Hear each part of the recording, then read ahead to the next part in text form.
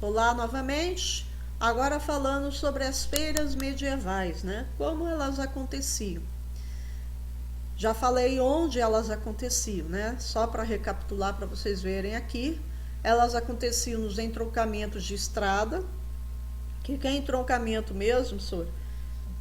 Desculpa, gente. É o encontro de uma estrada com a outra, ou seja, é o cruzamento, tá? Da estrada secundária, geralmente, da estrada secundária com a estrada principal.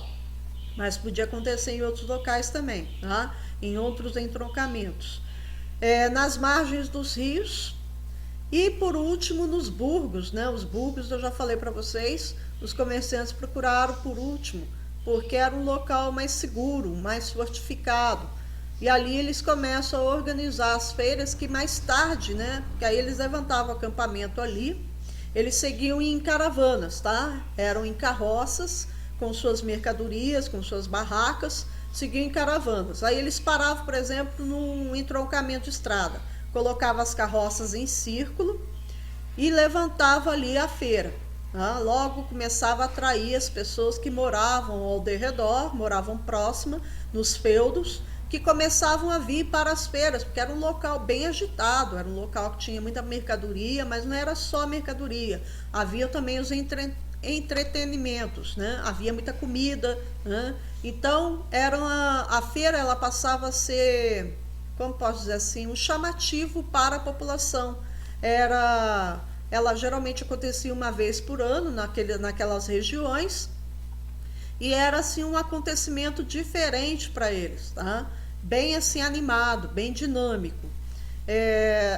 Tanto qualquer local desses aí, tá, gente? No Google. Aí com o tempo, os comerciantes começaram a deixar de circular de um lado para outro e começaram a se fixar dentro dos burgos. E é aí que surgem as cidades, tá? As feiras medievais mais famosas era a Feira de Champagne, na França. Essa feira de Champagne, ela recebia comerciantes de toda a Europa, para vocês terem uma noção como ela era importante.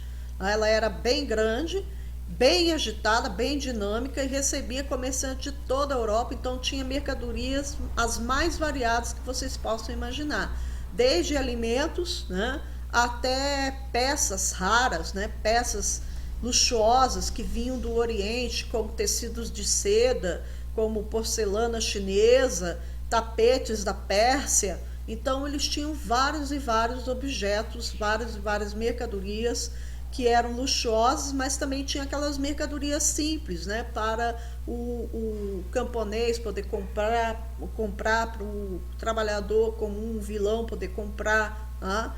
Mas as mais luxuosas só os mais ricos podiam comprar, que eram muito caras, tá?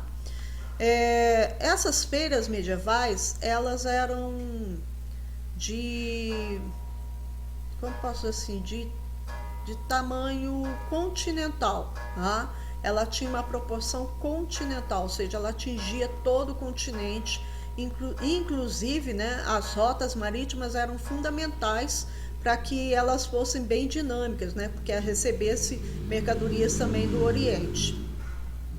Nas feiras, além dos mercadores, também havia outros trabalhadores, que eram os cambistas e os saltimbancos. Quem é o cambista e quem é o saltimbanco, Sora? O cambista é o precursor do banqueiro hoje, tá?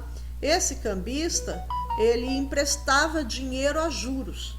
Não era nada suntuoso, nada mirabolante, não. Era o cara colocava um caixote, tá, na frente dele, colocava uma cadeirinha, ficava sentado ali, e ali ele emprestava e trocava dinheiro. Por que ele é chamado de cambista? Porque ele fazia o câmbio.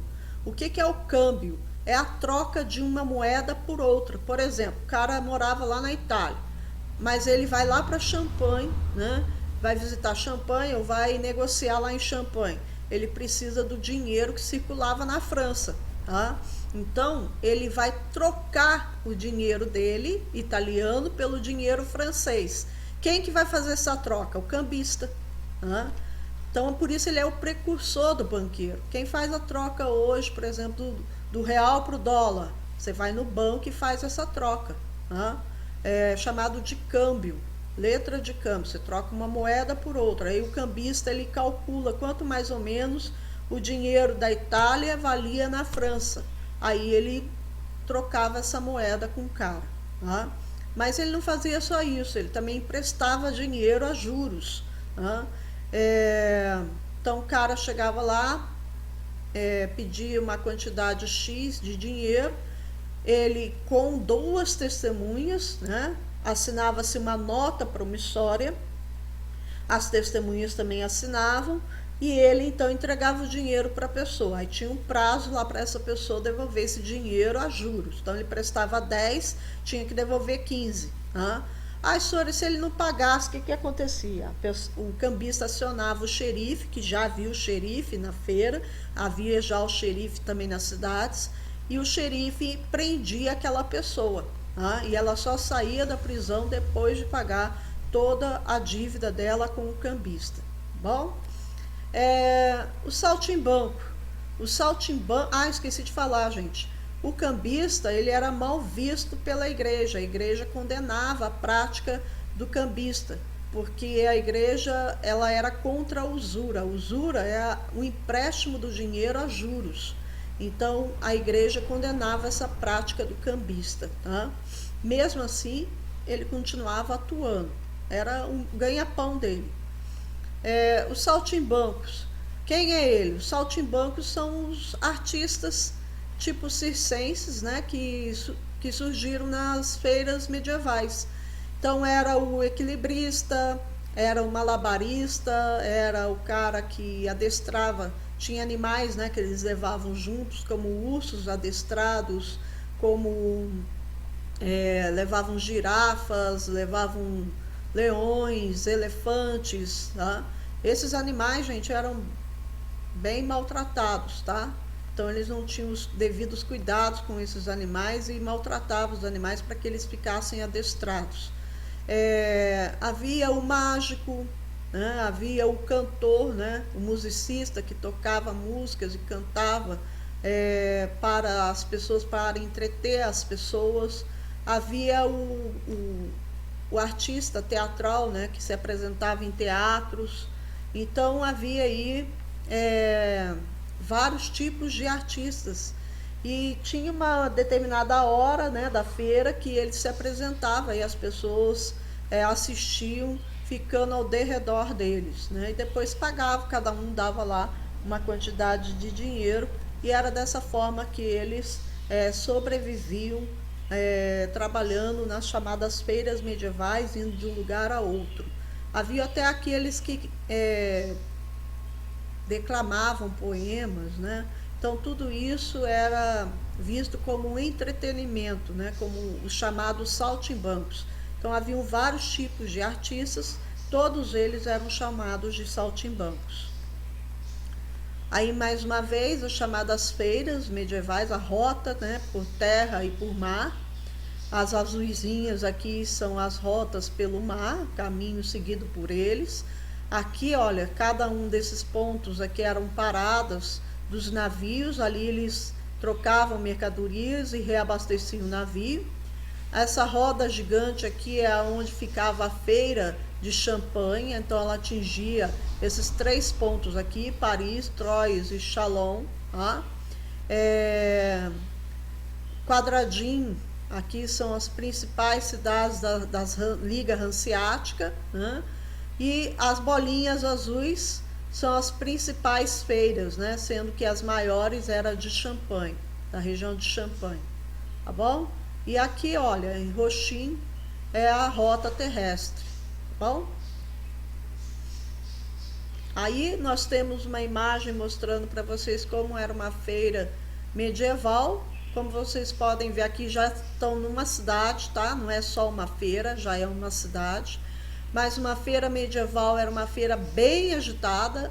Havia centenas de pessoas circulando pelas ruas, indo e vindo. Comprava-se animais, tá? Comprava-se vários tipos de mercadorias que eu já citei para vocês, calçado, tecido, muito alimento, pães, né, frutas, peixes, né, uma variedade de peixes, animais como porcos, galinha, jumento, cavalo, tá? Vendiam de tudo na feira, tá? Só não vendia a mãe porque não tinha jeito. Mas tudo que desse para vender eles negociavam, tá bom? E havia um constante ir e vir de pessoas, desde camponeses até nobres, que circulavam pela feira medieval. Então aqui, olha, vocês podem ver onde o cambista trabalhava, um caixote de madeira, ficava sentado ali aguardando as pessoas chegarem para emprestar o dinheiro dele ou trocar a moeda.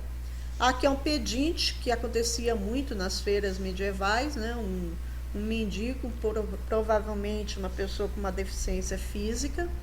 Aqui atrás, olha, são os saltimbancos se apresentando, também chamados de mambembes, tá?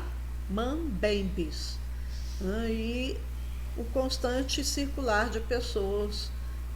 Aqui, olha, são cavaleiros medievais, né? São nobres, que também circulavam pelas feiras.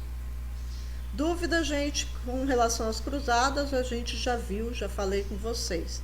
Então já sabem, dúvidas vocês me procurem pelo WhatsApp, pode perguntar que eu estarei à disposição de vocês. Ok? Até a próxima aula, se Deus quiser.